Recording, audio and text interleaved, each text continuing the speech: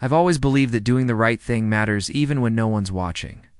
But I never imagined that stopping to help a stranger on the side of a rural Virginia road would flip my entire life upside down. Right in front of the very people I feared most. My name is Mark O'Connell. I run a small auto repair shop in Richmond, built it with my own 2 hands. I'm proud of what I do. But when I was invited to meet the wealthy, high-society parents of my fiancée, Sophia Prescott, pride wasn't enough to calm the storm in my gut. Her parents, Richard and Eleanor Prescott, were old money charity galas, country clubs, heirloom silverware, people who thought manual labor was a synonym for inferior. Sophia begged me to dress the part, to soften the rough edges. Just for one night, she whispered over the phone, "Don't tell them you're a mechanic. Say you're in automotive consulting." I hated the idea, but I loved her more. And so, dressed in the only suit I owned, I headed toward their estate, heart pounding. I was early. Then I saw a Haran, elderly woman, stranded beside a broken-down Rolls-Royce. I stopped without thinking. I didn't know it yet, but that single, grease-stained choice would change everything. Forever, the countryside was quiet. Just rolling green pastures and the occasional barn peeking out from the hills. I was cruising along County Route 7, rehearsing. Polite small talk in my head when I saw her. A 2-tone 1960s Rolls-Royce silver. Cloud sat at an odd angle on the gravel shoulder. The hood was popped. Steam drifted lazily from the engine. Beside it stood a woman straight out of another era, dressed in a tweed blazer, long pearl necklace, and heels entirely unsuited for roadside dust. White hair was swept into a neat bun, and she stood tall, arms crossed, frustration on full display. I heard Sophia's voice in my head. "Don't stop. You're already nervous enough." But that voice was drowned out by another, older one. One that sounded a lot like my late grandfather. It's the man who taught me how to rebuild a carburetor before I could drive. Real men help, no matter who's watching. I eased my pickup in front of the Rolls and stepped out, leaving my jacket behind to avoid ruining it. "Afternoon, ma'am." "Trouble with the old gal?" I asked, approaching slowly so I didn't startle her. She turned and gave me a look that could cut through fog. "It just quit," she said, with a voice that reminded me of old Hollywood actresses, elegant and unimpressed. Made a dreadful sound, and now, ... smoke. I peeked under the hood. It took all of 30 seconds to spot the issue. A frayed distributor wire common in this model. It's easy to fix if you knew what you were doing. "I can patch it for now," I said, "but I'm afraid it'll get messy." The woman chuckled. "Young man, if you can make this engine sing again, I don't care if you bathe in motor oil." I rolled up my sleeves and got to work. While I reconnected the wire and wrapped it with electrical tape, she asked me questions not about my career or salary, but about the car itself. She knew engines. Not like I did, perhaps, but enough to make conversation. We talked about the craftsmanship of post-war vehicles, the tragic extinction of manual transmissions, and why nothing rides like a silver cloud. 20 minutes later, I wiped my hands with a rag from my glove box. "Try her." "Now," I said. She turned the key. The engine roared back to life with a deep, throaty purr. The woman's eyes lit up. "You're a miracle worker," she beamed. "Just glad she's back on the road." I smiled. She offered money. I declined. She insisted. I declined again. Eventually she nodded, with something that looked almost like approval. "Thank you, Mr. O'Connell." Mark O'Connell. "Well, Mr. O'Connell, if only more people were like you." She tipped her head graciously and glided back into her leather seat. As the Rolls disappeared down the winding road, a warm pride settled in my chest. Then I looked down at my hands, black with grease, and my watch. I was over an hour late. Panic flooded in. This wasn't just dinner. I was supposed to prove myself to people who already doubted me. And now I'd show up filthy, disheveled, and worst of all, late. I scrambled into my truck and sped the last couple of miles toward the Prescott estate. The sun was already dipping behind the treetops. I tried to rehearse an explanation, but nothing sounded right. "Sorry I'm late, Waz." elbow deep in someone else's car engine didn't exactly scream marriage material. When I turned into the driveway lined with German imports and sculpted hedges, I knew I was in for it. I parked at the far end, took a breath, and began the long, humbling walk to the front door. What I didn't know was that the woman I'd just helped wasn't done with me yet, and neither was fate. The front door of the Prescott estate loomed. A head-tall, carved oak that probably cost more than my truck. I hesitated on the porch, brushing dirt from my slacks and wiping my palms with a napkin from my glove box. It only smeared the grease. I took a breath and rang the bell. A moment later, the door creaked open. There she was, Sophia. Her beautiful face was frozen in a mix of relief and horror. Her eyes darted across my rumpled shirt, my grease-streaked hands, and my disheveled hair. "Mark, what happened?" she whispered. "I can explain," I said, my voice low and shaky. There was a woman, her car, before I could finish. Two figures stepped into the hallway behind her, Richard and Eleanor. Prescott, they were exactly what I'd imagined, only colder. Richard wore a smoking jacket like something out of a 1940s movie. His face was carved from stone, expressionless. Eleanor stood poised, her pearls gleaming under the chandelier light, her lips pursed in quiet contempt. Richard didn't waste time. He took one look at me and said, "So, this is him, is the mechanic." I swallowed hard. "I'm terribly sorry for the delay, Mr. Prescott." He raised a hand, cutting me off. "We value punctuality in this household. 'Tis the simplest form of respect." Eleanor's eyes ran over my hands. A cruel smile tugged at the corner of her lips. "Sophia said you work with your hands," she said sweetly. "Clearly you've made no effort to hide that." I stood speechless, my apology crumbling under the weight of their judgment. "I think it's best we reschedule this visit," Richard said, not looking at me, but at his daughter. "Perhaps next time your friend can present himself with a bit more dignity." Sophia's face was pale. Her hand reached for mine, but I stepped back. The rejection wasn't hers, it was mine. "I understand," I said, my voice barely audible. I turned toward the steps, my boots heavy on the stone. Each step down felt like a blow. I had tried. I really had. But I didn't belong in their world, and now I had proof. And then I heard it, a sound as familiar to me as my own heartbeat, the deep, rolling purr of a V12 engine. Headlights sliced through the dark as a vintage. Rolls-Royce glided up the drive and stopped just behind my pickup. Everyone froze.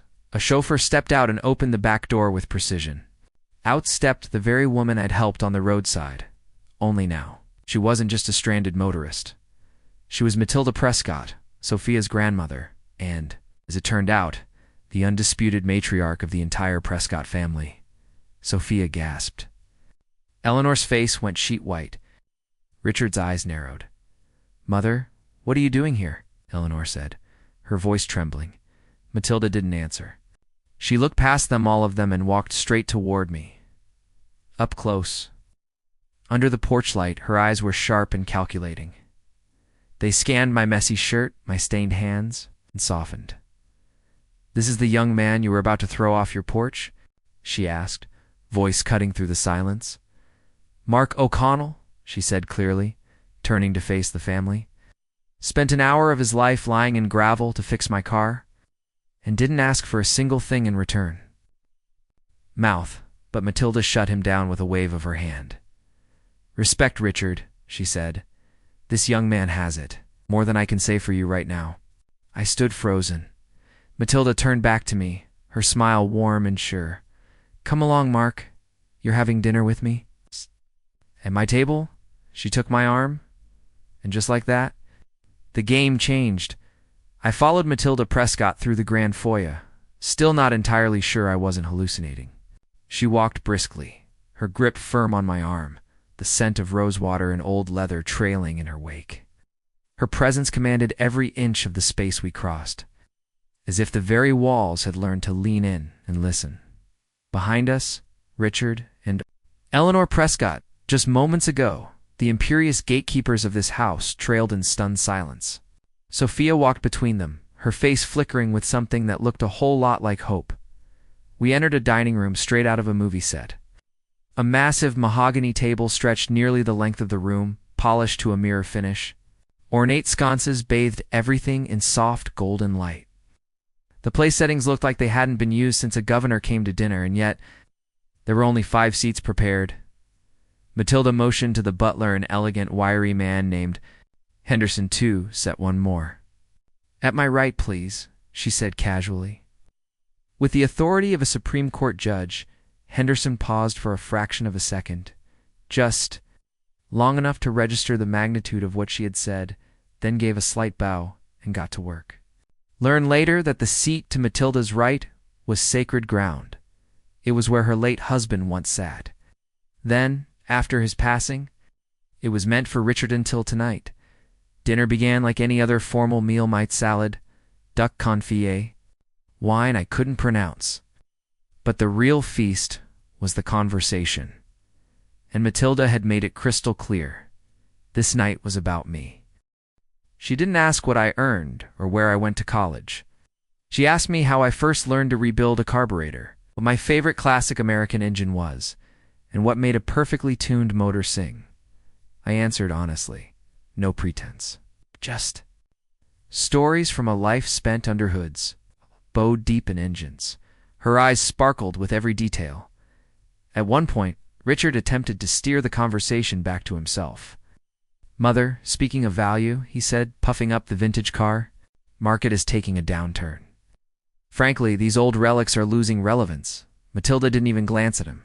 "Richard," she said, her voice calm but razor-sharp, "we are not speaking of speculation or spreadsheets tonight. We're speaking of real work, tangible craftsmanship, things you can feel in your bones." Richard withered like a scolded schoolboy. Eleanor tried next. "Mother, the duck has flown in from New York," she offered with forced elegance. Matilda raised an eyebrow. "Lovely. But I dare say nothing tonight is quite as satisfying as a straight 6-engine purring to life in the hands of someone who respects its soul. Don't you agree, Mark?" I swallowed the last of my wine, smiled and nodded. "Absolutely, ma'am." Matilda beamed across the table. Sophia looked at me with something beyond pride. It was as if she were seeing the man she fell in love with, not just survive her world, but belong in it. As dessert arrived, Matilda leaned toward me, her voice lower now, more intimate. "My husband," she said, "was a collector of rare automobiles. His collection, over 30 cars, has sat untouched for nearly 2 decades. No one in this family has the interest or the skill to tend to it." She paused, "But I think I may have just found someone who does." The silence at the table turned electric. I glanced toward Richard and Eleanor. They looked as if someone had told them their stocks had been confiscated by the state. Matilda continued, "Tomorrow, Henderson will show you the garage. We'll discuss a formal arrangement for you to become the curator of the Prescott collection. With compensation, of course. Fair compensation." My fork paused midair. "Mrs. Prescott, I don't know what to say." She smiled, lifting her glass. "Say you'll help keep something precious alive." And in that moment, I realized I hadn't just been accepted. I'd been invited in, not as a guest, but as family. The next morning, the Virginia sun filtered through the tall windows of the Prescott estate, casting warm stripes of light across. The breakfast table, I barely slept. My thoughts had been racing all night. Matilda Prescott's offer wasn't just generous, it was life-altering. Sophia sat across from me, her hand wrapped around a mug of black coffee, her expression softer than I'd ever seen it. She hadn't said much since dinner. She didn't need to. Her eyes said it all. You were yourself. And that was enough. Just after 9 a.m., Henderson, ever the quiet sentinel, appeared beside me. "Sir," he said, "Mrs. Prescott has asked me to give you the keys to the west garage." He handed over a small leather-bound fob with 3 heavy, ornate keys attached. It clinked in my palm with an almost ceremonial weight. I felt like I was being handed a legacy. Sophia walked with me across the estate grounds. The air was crisp, the kind of fall morning that smells faintly of wood smoke and leaves. The west garage sat apart from the main house, a long red brick building with arched windows and ivy crawling across its roof. It looked like a cross between an old-world carriage house and a modern museum. I unlocked the double doors and stepped into another world. There, resting under soft cotton dust covers, were dozens of vehicles, not just cars icons. The 1937 Duesenberg SJ, its sleek fenders catching the early light. A 1963 Corvette split-window coupe in midnight blue. An original Shelby Cobra. Several pre-war Rolls-Royces, each one a testament to design, time, and care. I walked slowly, reverently, pulling back covers one by one, like unveiling forgotten royalty. Some were pristine. Others bore the weight of years-faded paint, cracked leather, rubber brittle with age. But I didn't see decay. I saw stories waiting to be retold. Machines with soul, just begging to breathe again. Sophia stood beside the 65 Jaguar E-Type and smiled. "You're in heaven, aren't you?" I chuckled. This is church." That afternoon, I rolled up my sleeves, opened my toolbox, and began the first assessment. Matilda stopped by around noon. She wore a wide-brimmed hat and a navy trench coat, looking every inch the Southern matriarch out on inspection. "Well?" she asked. "It's going to take time. But every one of these beauties can run again," I said. Her eyes sparkled. "I knew you were the one, my husband used to say. Anyone can buy a car. It takes a craftsman to make one live again." She walked past a dusty 1950 Cadillac, tapping it fondly. "He would have liked you." From that day on, I worked in the West garage like it was sacred ground. Grease under my nails, coffee, in a thermos, jazz playing from a vintage radio. Every bolt I tightened, every carburetor I cleaned, felt like I was bringing something precious back to life. And Matilda? She became my fiercest advocate. She insisted Richard and Eleanor attend. A tour of the restored vehicles? I'll never forget their faces as I explained the inner workings of a rebuilt straight-eight engine. My hands stained black, my voice steady. That garage became my stage, and Matilda made sure I had an audience. But more than pride or revenge, I felt peace. For once, I wasn't pretending to be someone else. I wasn't hiding the grime or downplaying my roots. I was simply me, Mark O'Connell, mechanic, craftsman, grandson of a Detroit steelworker. And that was funnily enough.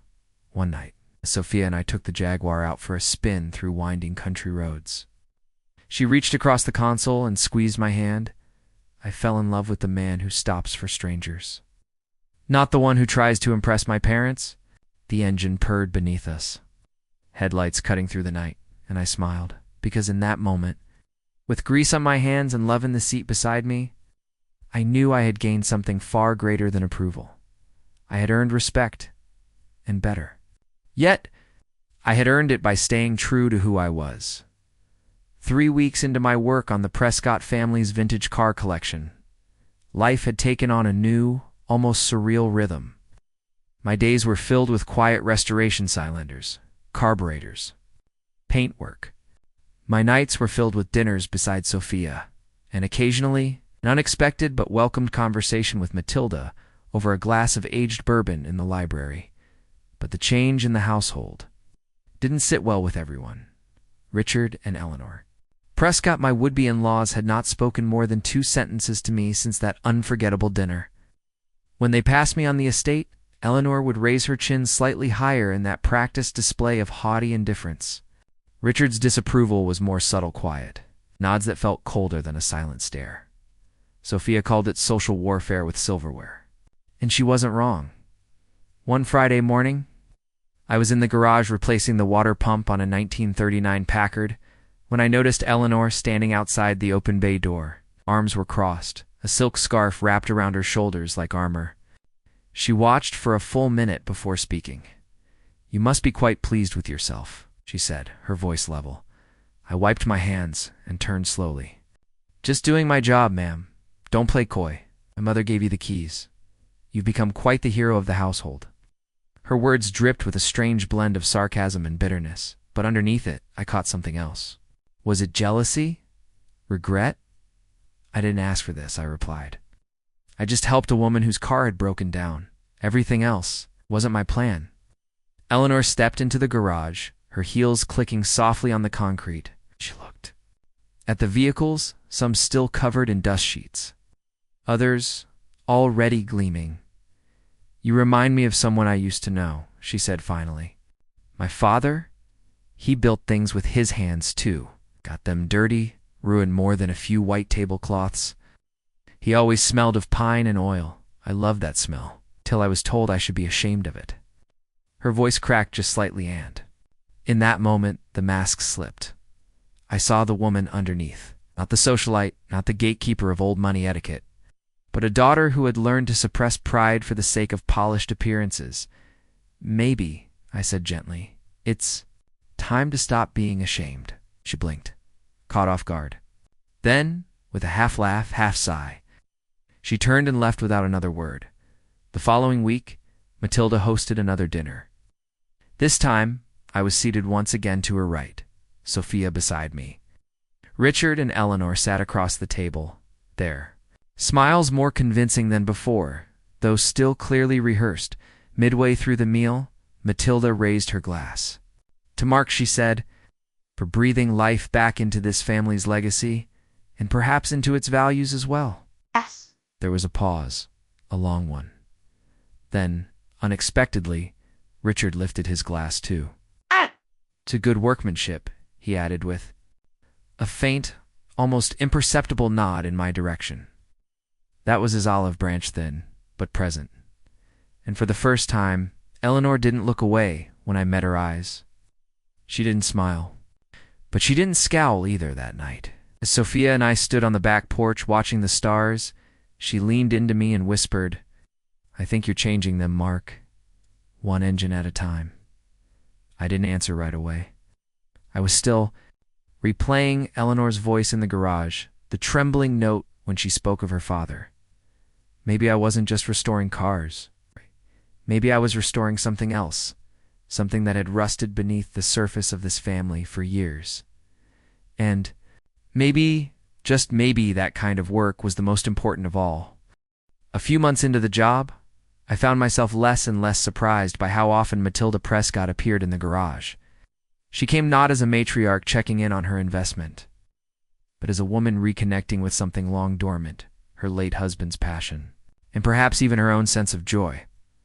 She'd sit on a worn stool, sip tea from a china cup she insisted on bringing herself, and ask questions that showed she wasn't just interested in the cars. I could tell she was measuring me, still, but with affection instead of suspicion. One afternoon, she brought me a faded, leather-bound journal. "This belonged to Jonathan," she said softly, placing it beside the half-rebuilt Lincoln Zephyr I was working on. "He used to jot down everything in gin specs, sketches, even his dreams of building a museum for these machines someday. I thought you should have it." I took it with reverence. The pages smelled faintly of dust and history. His handwriting was elegant and deliberate. I flipped to one entry. "A car's value isn't in the chrome or the brand. It's in the hands that bring it back to life." I looked up, eyes meeting Matilda's. "He sounds like a man I would have liked to know." She smiled. "He would have liked you too, Mark. Very much." Yeah. That night after dinner, I found myself alone with Richard for the first time. But everyone else had retired to their rooms. I was about to do the same when I noticed him standing on the back veranda, staring out into the dark lawn with a glass of scotch in his hand.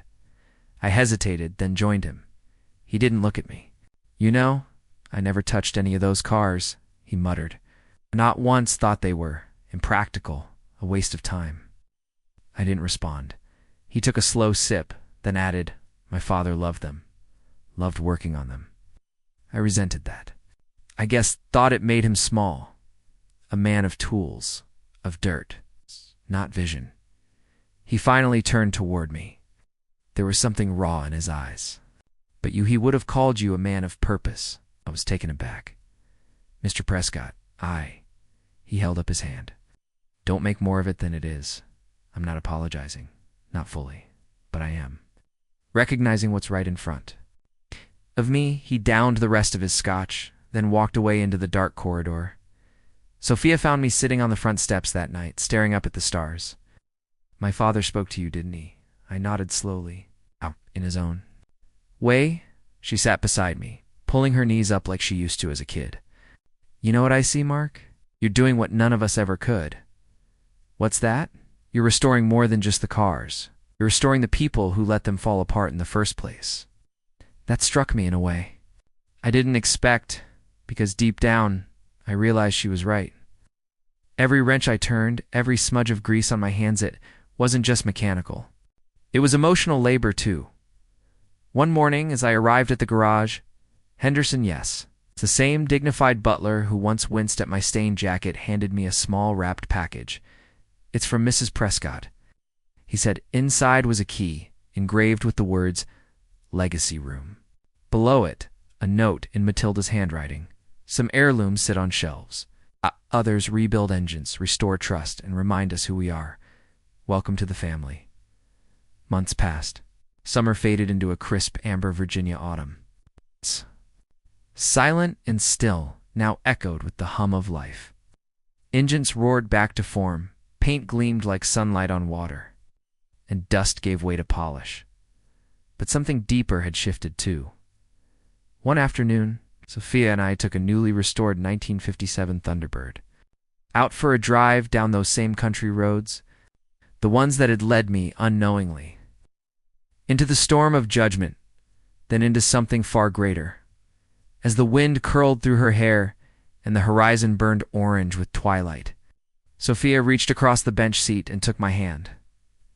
I never imagined this life, she said. Not just the garage, not the cars, I mean. This sense of peace, of home. I smiled, eyes on the open road. Neither did I, but it found us anyway. At Thanksgiving, Matilda asked me to carve the turkey, a small gesture perhaps, but one steeped in meaning. At that table, surrounded by people who had once dismissed me, I no longer felt like an outsider. Even Richard had softened, not warm, not yet, but civil. He listened when I spoke. He asked about the Thunderbird's suspension work. That alone was a miracle. After dessert, Matilda raised her glass. To the man who reminded us all that character, she said, her voice clear and proud, is measured not in wealth or titles, but in grease-stained hands, humble choices, and kindness offered freely. Everyone applauded, even Eleanor. And as I looked around that table, Sophia beaming beside me, Matilda's eyes gleaming with quiet triumph, I realized something that stuck with me ever since. Sometimes, life's greatest opportunities arrive disguised as detours. And sometimes, the people who seem least likely to accept you are the ones who need your truth the most. So here's the lesson, my friend. Don't be afraid to show up as you are. Don't hide your story to fit into someone else's script. The very things you think make you less than might be the very things that make you unforgettable. And if you've ever been judged for what you do or where you come from, remember this: kindness, skill, and integrity always leave a mark. Now, I want to hear from you. Have you ever had a moment where being true to yourself changed everything? Share it in the comments. I read every single one. And if this story moved you, inspired you, or just made you smile, hit that like button to support more stories like this. Subscribe to the channel so you never miss another tale of justice, love, and second chances. And don't forget to tap the notification bell. You for riding along with me. Until next time, stay kind, stay real, stay true.